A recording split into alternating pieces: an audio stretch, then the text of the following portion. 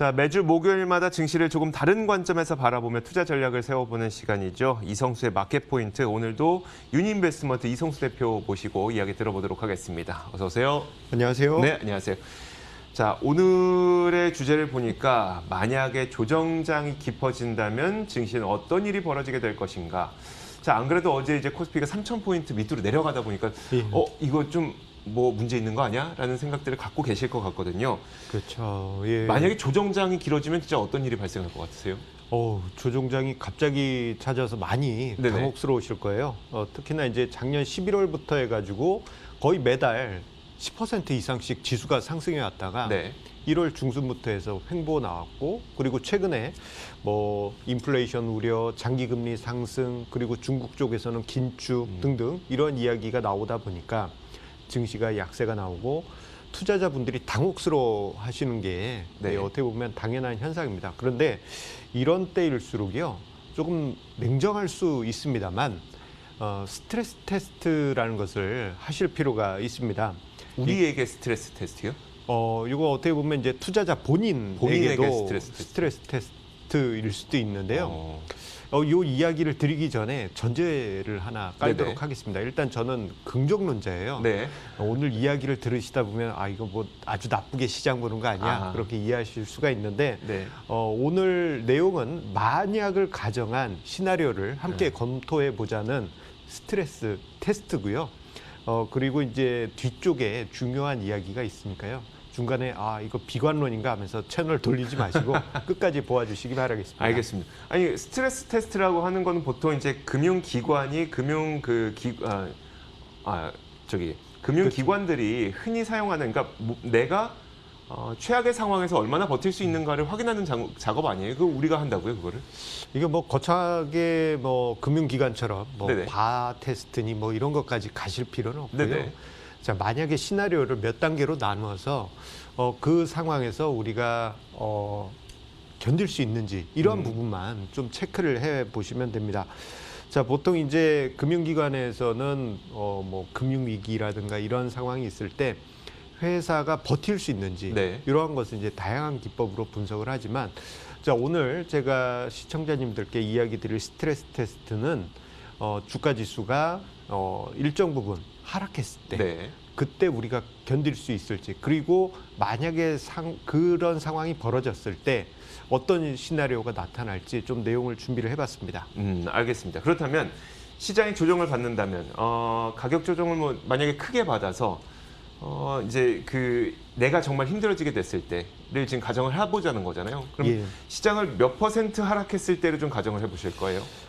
저는 이제 조정장을 이야기할 때 세 단계로 네. 나누어서 이야기를 합니다. 보통 이제 한 10% 정도 조정을 받는 것을 그냥 단순한 조정장, 네. 그렇게 저는 표현을 하고 있고요. 그리고 이것보다는 조금 크게 심리적으로 큰 타격을 주는 것이 한 20% 정도 하락한, 이것은 이제 중급 하락장이라고 저는 이야기를 합니다. 네. 그리고 마지막으로 작년 코로나 팬데믹 때 경험했던 거의 주가 지수가 50% 가까이 하락했을 때를 대폭락장이라고 하는데요. 지금 이 세 가지 조정장 시나리오 중에서 일단은 그 단순 조정장부터 해가지고 최대 중급 하락장 정도가 맥시멈일 것으로 추정이 되고 있습니다. 지금 보니까 기준을 10%, 20%, 50%로 잡았는데 이런 그 중급 하락장을 20%의 주가 하락으로 잡으신 거는 근거 없이 잡으신 건 아닐 것 같고, 예. 어떤 기준에 의해서 잡으신 거예요? 지금 흘러가는 모습이 과거에 네. 중급 하락장이 발생했었던 그런 상황하고 많이 일치하기 때문이에요. 자, 지금 시장의 전체적인 흐름을 보게 되면은 미국에서는 계속 유동성을 공급하고 있죠. 네. 그리고 이제 뭐 인플레이션 기대감 속에 시장 금리가 상승해서 부담이 발생했고, 여기에 이제 중국에서 긴축에 대한 가능성, 네. 이 부분이 언급이 되면서 시장이 이제 움찔하게 된 겁니다. 그런데 이 모습이요, 과거 2004년 차이나 쇼크 때하고 너무나도 비슷해요. 자, 그때 당시 이야기를 이제 다시 한번 설명드리겠지만, 그때 당시 이제 시장이 대폭락장 이렇게 가지 않았고 네네. 중급 하락장 정도에서 그쳤습니다.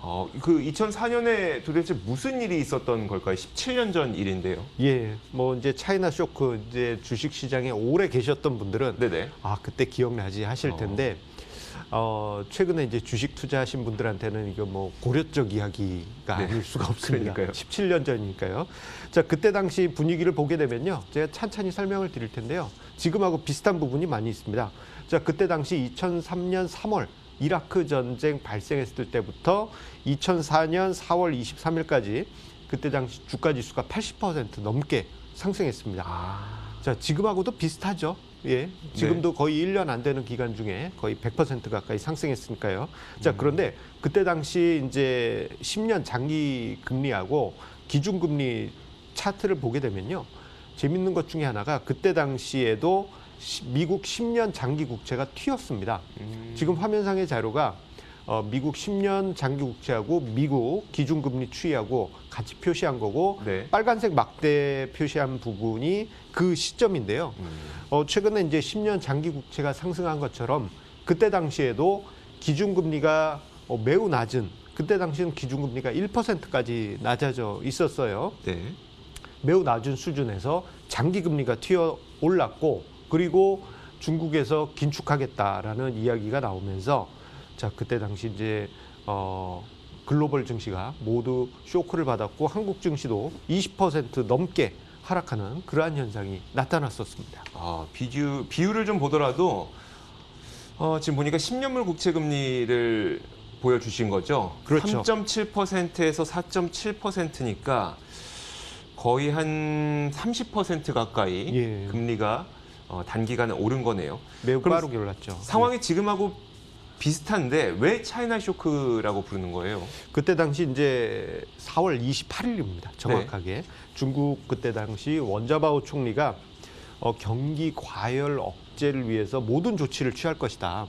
그런 이야기를 했어요. 그때 당시 분위기 보면 미국은 뭐 2000년 IT 버블 붕괴, 2001년 뭐 9.11 사태, 2003년 이라크전 해가지고 아직 경기가 제대로 회복되지 않은 상황에서 네네. 중국은 양호했거든요. 네.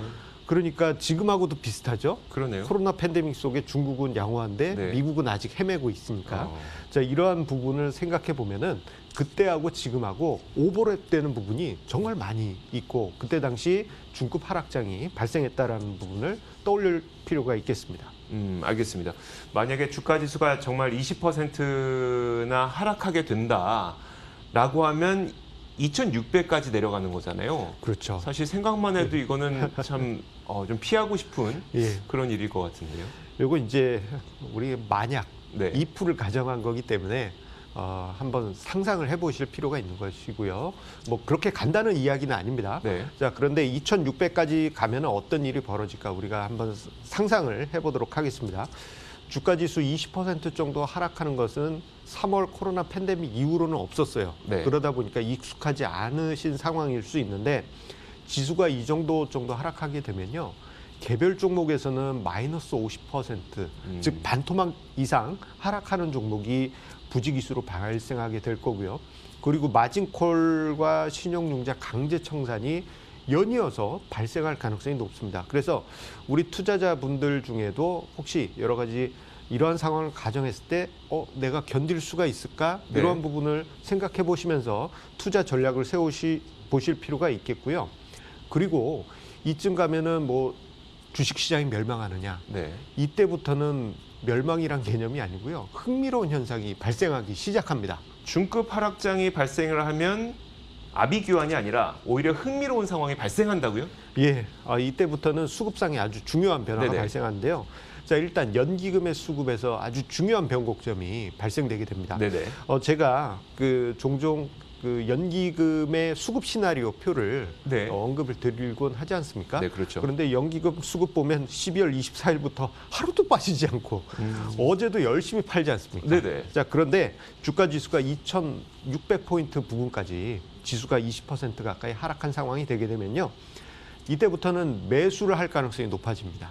지금 화면상의 도표를 보시는 것처럼 주가 지수 2,500포인트부터는 자, 국민연금이 보유한 국내 주식이 상태가 네네. 발생하게 됩니다. 사야 된다라는 이야기죠. 그렇기 때문에 주가지수 2600부터는 연기금의 수급이 긍정적으로 들어올 수 있겠습니다. 근데 그럼 2,600까지 기다려서 연기금 수급 기다리란 말이냐라는 대답이 나올 것 같거든요. 예. 좀 뭔가 더 좋은 거 없을까요? 연기금이 지금은 발목을 잡고 있지만 다시 매수가 들어온다 하더라도 조금 부족한 부분이 있죠. 네네. 그런데 중요한 부분은 이때부터는 개인의 수급이 강하게 살아날 수가 있습니다.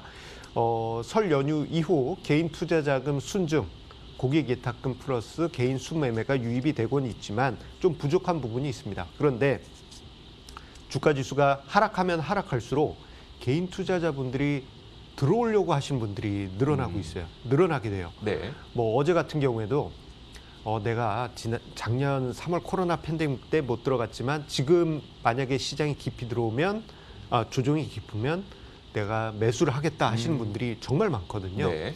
자, 이 시장이 하락하면 하락할수록 이러한 개인의 대기성 매수세가 강하게 유입될 가능성이 크겠습니다. 알겠습니다. 그렇다면 마지막으로 앞으로의 전망을 좀 해주세요. 지금은 여러 가지 가정을 세운 거잖아요. 예. 가정이 안 다가오길 바라면서 전망을 세워야 되는 건지 아니면 어떻게 해야 되는 거예요? 이렇게 생각하시면 좋겠어요. 이런 어떻게 보면 주가 지수 20% 정도의 하락 시나리오는 지금 이 상황에서는 가장 맥시멈, 네네. 최악의 시나리오이기 최악의. 때문에 그 시나리오의 발생 가능성은 없지만 우리가 이제 만약에 이런 상황이 있으면 내가 견딜 수 있는지 네네. 꼭 가정해 보시고요. 그리고 만약에 정말 이런 상황이 벌어졌을 때 시장이 2,600까지 가서 뭐 그 상태로 쭉 있느냐, 그건 아닙니다. 네. 그때부터는 시장 밸류에이션 메리트가 매우 높아지면서 강하게 튀어오를 수가 있거든요. 작년에 자주 강조드렸던 트램펄린 효과, 네. 밸류에이션 레벨을 누르기 때문에 튀어오르는 네. 그러한 현상이 강하게 나타나면서 생각보다 빨리 제자리로 돌아오게 될 겁니다. 지금 화면상에 밸류에이션 밴드 자료가 나오고 있는데 2,600까지 내려갔다 가정하면요. 정말 메리트 있는 밸류에이션 아니겠습니까? 그렇죠. 예. 그렇기 때문에 오히려 그 시점이 되면 걱정보다는 오히려 기대를 해보실 필요가 있겠다.